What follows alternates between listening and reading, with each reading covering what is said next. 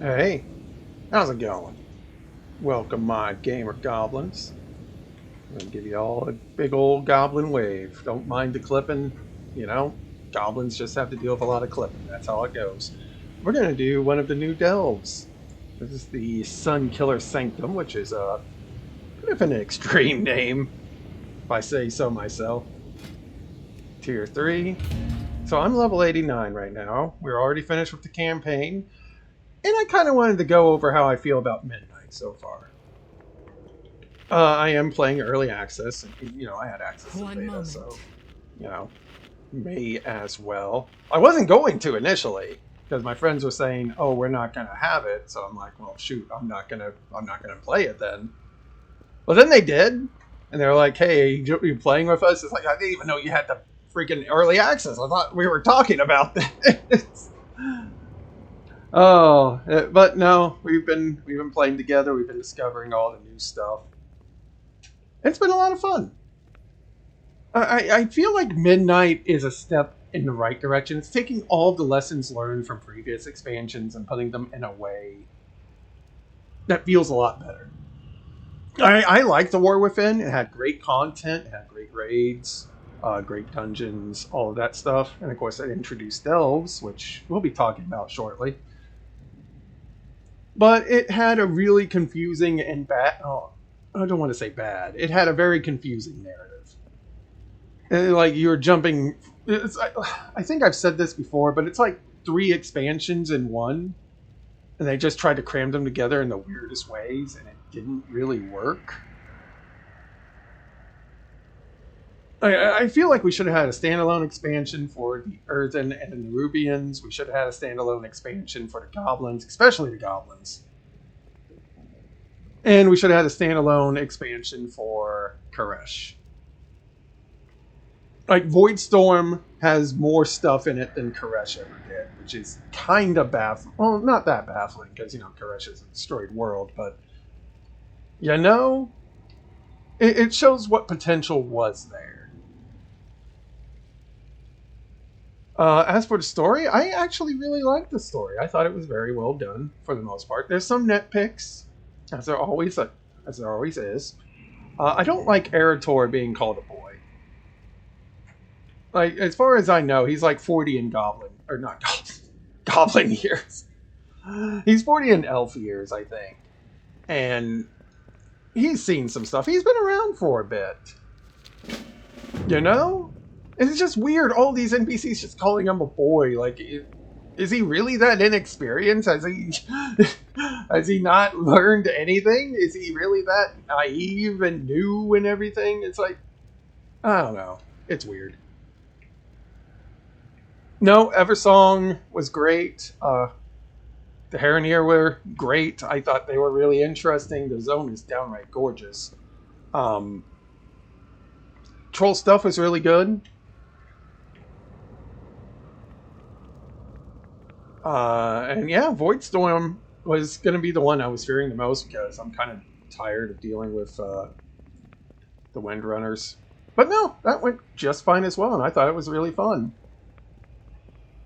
So yeah, I'm pretty happy with how the campaign is so far. Now, I know I did a lot of naysaying for Marksmanship Hunter. I did a lot of complaining, as I felt like I should have, because, they took away a lot of good things. I'm better with it. I feel like they made a lot of micro adjustments over the weeks leading up to Midnight's release. And it doesn't feel nearly as bad as it did. Now, right now it feels bad because I'm level 89 without the gear to show for it, so, that's creeping up on me. But Rapid Fire does more damage. Aim Shot still has its obnoxiously long cast time, but it hits really hard. And Volley isn't quite Explosive Shot, but, it works. It feels better than it did in beta. It's still not where it was, but, it's okay. It's fine. You can live with it. They did buff the movement speed for post aim shot. So once you fire, you move a lot faster. You don't decay in movement nearly as much, and it actually helps both in PvE and PvP. Like it's actually really useful. Like in beta, when I tested it, it was barely noticeable because it faded in like 0.25 seconds. Like it decayed really fast. Baladash Malanore. I haven't done this delve, so I'm just yapping a whole bunch. Let's just get some gameplay going on. I haven't done any of the world quests. Haven't done Prey yet. I'm looking forward to trying out Prey. Oh, you got light bloom going on in here. Okay. Power is to be wielded, not feared. If you say so. What am I doing? I probably should have my objective thing showing up. We're killing stuff. Let's go. Your pain, my pleasure. Valera does not grunt nearly as much as she did. I'm pretty happy with that. Like, whenever in the beta, she's just like, brr, brr, brr, for every pull. It was just weird. Your life is mine. She's now a bit more talkative. And I know there's a toy that can give you brand back, if just for a limited time. I'm going to be touching this. Does it do anything? Ah! It does something, eventually.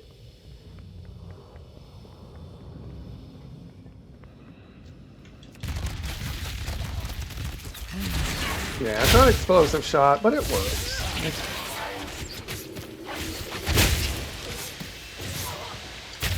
So I'm really looking forward to the raid. Oh, ow, That does a lot more damage than I thought it did. I'm sorry, the previous delves were kind of face roll. This one's actually doing a little bit of damage now.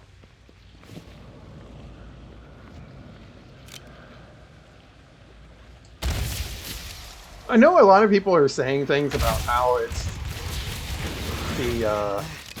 the campaign's like, oh, the light is bad, it's nasty, it's showing that they're a bad guy. That's so cliche.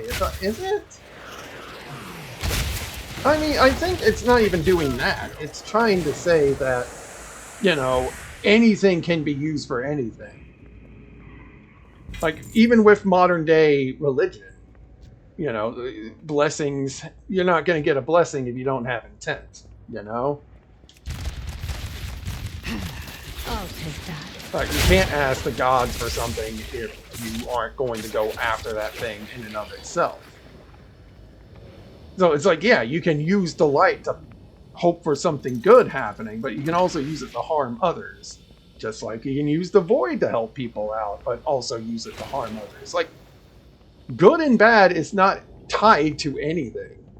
You can use those power sources for any purpose. And that's all it's trying to say. And that's what it does. And I think it did a pretty solid job of explaining that. Like, you can't look at everything in like a black and white scale like that. It doesn't work.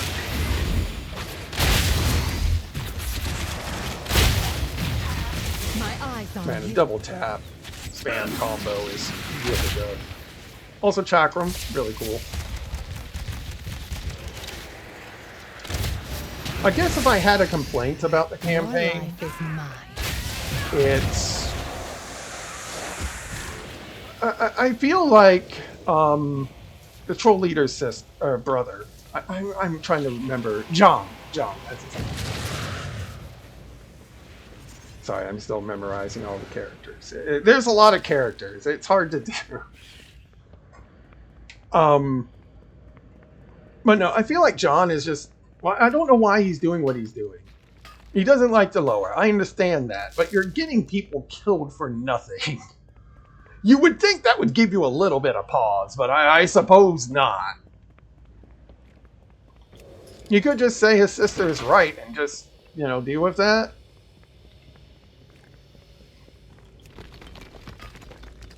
I felt bad for him because his sister just completely stood him up and continues to stand him up every single opportunity she had. But it's like, there comes a point where you're doing things to deserve it. And it makes it kind of hard to sympathize with you.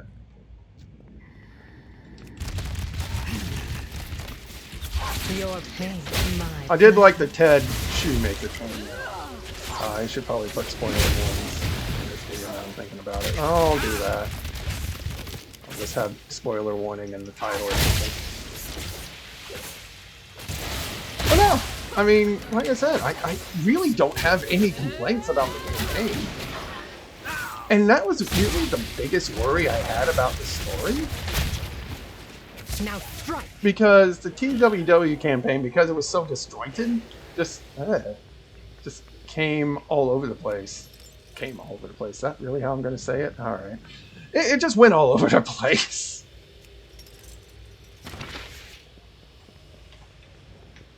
And because of that, it just felt so disjointed and weird and like it was grasping for straws 90% of the time. Like in the Koresh campaign.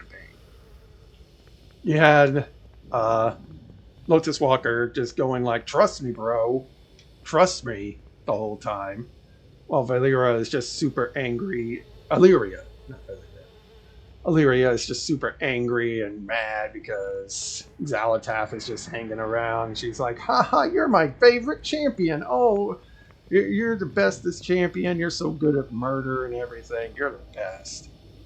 And it was just like 2 hours of that before, you know, the inevitable happened. The inevitable that everyone seen coming and everyone still acted surprised. I don't know. That campaign rubbed me the wrong way. That was not very fun. But this one was. As for Eretor, I think his character developed in a lot of cool ways. None of it really felt super forced or anything like that.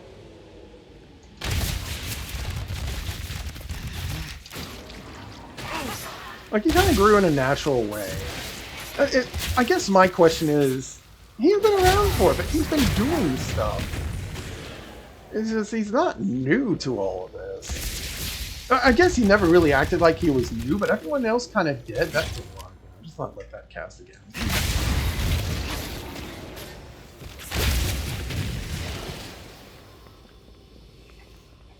So I don't know. I don't know anything about that, but no, I thought his character was good. He is a good character. He's learning that with the light, there's a line to tread. Do not overindulge. Let yourself fall to darkness. Go around that way. My eyes on you.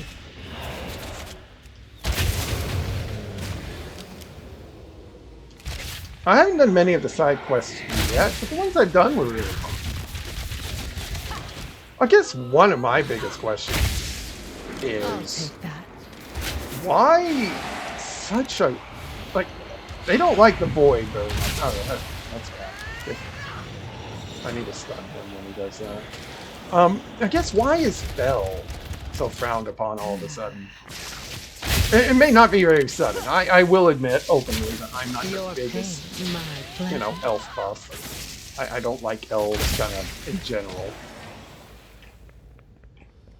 Goblins are the best.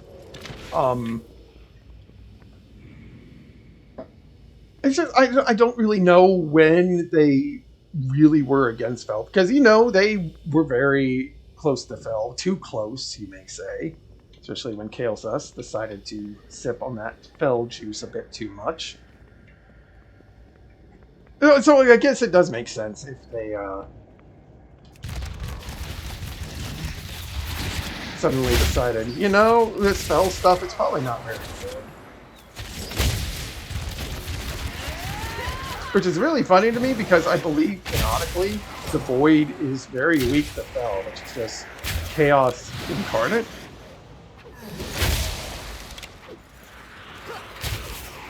Like, if the Void is infinite truths, then the Fel is one very, very messy truth, and that is just utter destruction. And the Void can't handle that.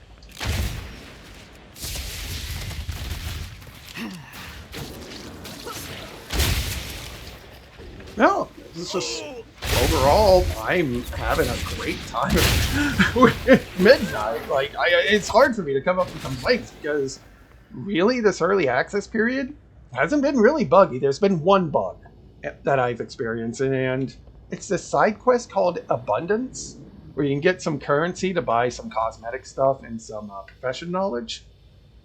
That doesn't work. It doesn't do anything. You can't actually do it. I'll take that. Which is unfortunate because that actually takes a currency to do. It seems like a common currency. It's not like something you need to struggle with, so I'm not that worried about it. But as of this video going up, it is currently bugged. I've had some add-on problems. Because I roleplay, I use unlimited text message. I could probably trigger it here thinking on it. Maybe if I do... That's not a character. Can you imagine going up to someone and being like... And just give you the hardest sidelong stare they could. No. Like I was saying, if I go into a battleground or a dungeon and I try to type something while I have my chat message up, it will scream at me saying it's disabled. It's kind of annoying. Really annoying in battleground because, you know, you want to type something fast but you get your limited chat message wrong. But that's kind of the only issue I've really had. As you may or may not know, I've not used add-ons, so the add-on apocalypse has not really affected me that much. Like, I use TRP3, I use unlimited chat message, I use Wim, I use the Rageforge or Raid Labs thing, Simulation Craft, that's it. And that's it. Like, I just don't use add-ons. I never have. I never really liked using them in the first place. Like, even things like Deadly Boss Mods. So that leaves the question of, is WoW's in-game tools better than the add-ons that they replaced? Answer is no. Like, just flat out, but they are improving. And I think that's the important thing to note. They are improving with that. It's going to take a hot minute for them to be as good as... Here's the thing, I don't know why. I don't know why they didn't do this, because I know they've done this in the past with some things. But it's like, why didn't they just... What the hell is she doing? Alright, I don't know where you got that from, but sure. You mess with that, Philura. It's going to take a hot minute for them to be as good. But I don't know why they didn't, you know, just reach out to the add-on developers and be like, hey, do you want to work for us? These add-ons are add-ons that our players have been using for decades. You know? Maybe you all know what you're doing? Question mark. But they didn't do that, I don't think. And there's a big fuss about that. But, no, I think they're fine for what they're intended to do. And I feel like it needed to go in this direction for a long time. Like, no matter how they approached this, it was going to hurt. And I mean, their rationale makes total sense, because it is true that they made raid encounters for things like weak auras. So they had to make these overly complex fights, especially in Mythic difficulty, where if you didn't have weak auras or you didn't have it set up for that particular fight, you were doomed. I believe, what was the boss? I can look it up real quick. I'll go to War of Finn, Liberation of Undermine, Lock and Stock. Lock and Stock on Mythic required weak auras. If you didn't have weak auras, you weren't doing that fight. Like, you quit the raid at that point. There's some other fights as well. I don't remember them off the top of my head, but Lock and Stock comes in mind specifically for that. I feel it is the right decision to make, and it will take a while for it to feel like it was the right decision to make for that particular player base. But I feel like it needed done for a very long time. And regardless of how they approached it, there were gonna be some toes stepped on. As far as my go takes on that, like, it was just gonna happen.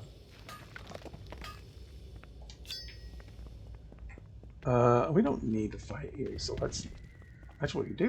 Look at the objective.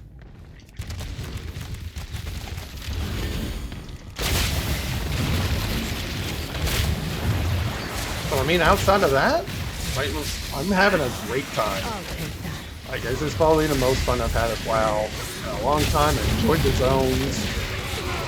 I'm enjoying the story so far. Note so far, you know, things can change. Xalatath has been fleshed out and it is a more engaging villain than she was previously, where it seemed like she was just doing bad stuff just for the heck of it.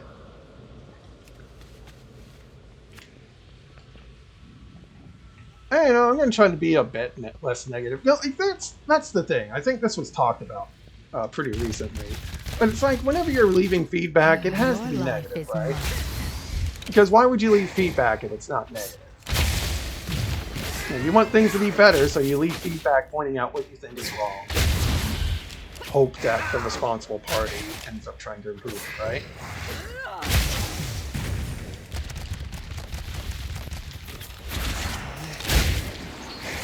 And it's like, I feel like on the internet, and especially on the internet, it's just too easy to have this super negative mindset about things. Like, it's all doom and gloom, everything is going to hell in a handbasket.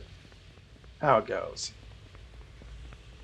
But I think it's important to recognize when something is, for the most part, pretty good. So, well, my phone going off and me forgetting to silence it. Pretty good, Your but, you know. pain, my pleasure. Broke my train of thought. I don't know how people play video games and commentate at the same time. That's nice. People who stream are wild. Too good for me. I'll take that. Anyways, what I was saying is leaving feedback is important, but it's also important not to get too caught up on the negative and act like something is completely ruined. I think WoW is in a great space right now. You know, it has... Christ, Your life is mine. this thing needs dead. He probably... It's almost... Finish it off. I don't know where this void spawn is coming. Oh, it's coming from him. Got it. Let me try to establish my thoughts whenever 5 things are going on at the same time, yeah?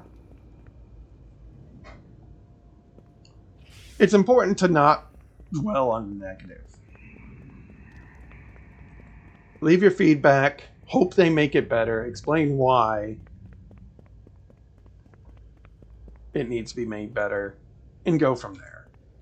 Now, I will admit there are some things in Midnight that still need to be worked on. I do know Arms Warrior is in a real bad space. And for some reason, they got nerfed again, just like last week. I don't know why. They're already not doing well. I have not seen a single Fury Warrior. They are not hanging around right now. I've been watching Soda Poppin'.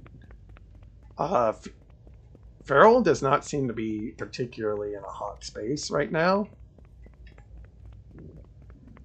Fire Mage seems better.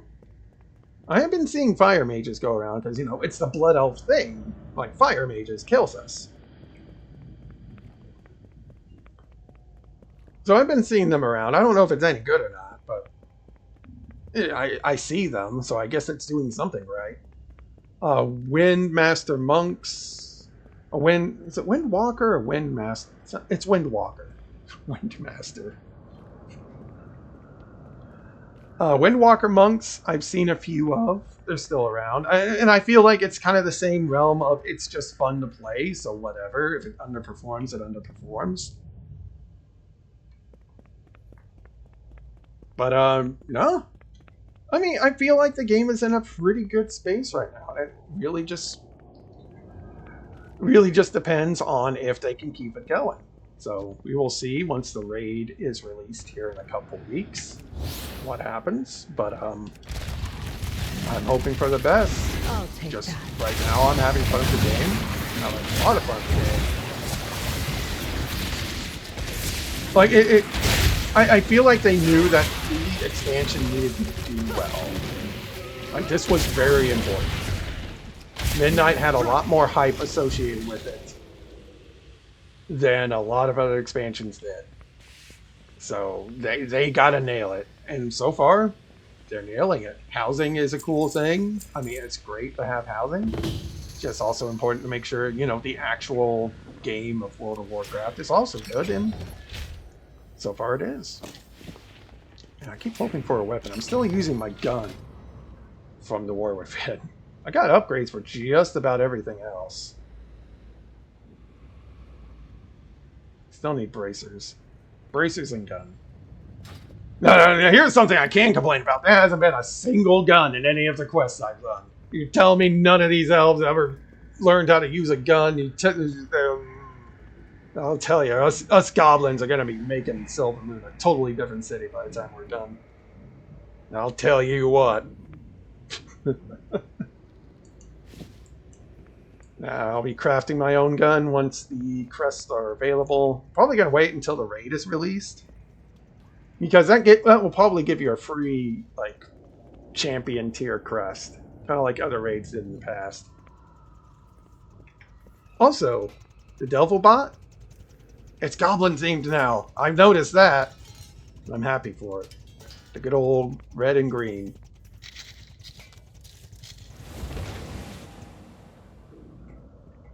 Anyway, that's all I got. I just wanted to share my thoughts on Midnight. It's disorganized, as it usually is. I don't script anything. Are you kidding me? I want to give it to you live. We'll do it live, as the meme goes. No, having fun with Midnight. I should be hitting 90 here very soon. If not, well, not from this quest. Maybe I need to see what other delves I can do. I've been doing all the delve quests because it rewards gold. Really good experience, as it always does. And it's fun, you know? I love delves. I think delves are still really fun content, and they still work well. Haven't had any bugs or anything, so. This has been like the most bug-free patch, or bug-free release of an expansion, because I remember playing during Warlords of Draenor and Battle for Azeroth, where you couldn't play the game for like a week at all. Like WOD especially. Like it was just literally down for a week. You couldn't even log in, I don't think. And if you could log in, it was the laggiest, most miserable experience of your life. No. That's all I got. I hope you all have a good week. It is the first week of March. So, hope you all enjoy Midnight. Hope you all enjoy your week. Hope you all take care of yourselves. Be well. And I'll see y'all next time. I'll be probably recording my attempts at the Nemesis Delve boss raids to be determined. We're definitely going to be doing both. And I'll catch up to you then. Probably going to have a different transmog by the time I come back. Goose has been having some character developments. So I got some ideas in mind. Alright. I'll see y'all later. Thanks for watching. Take care.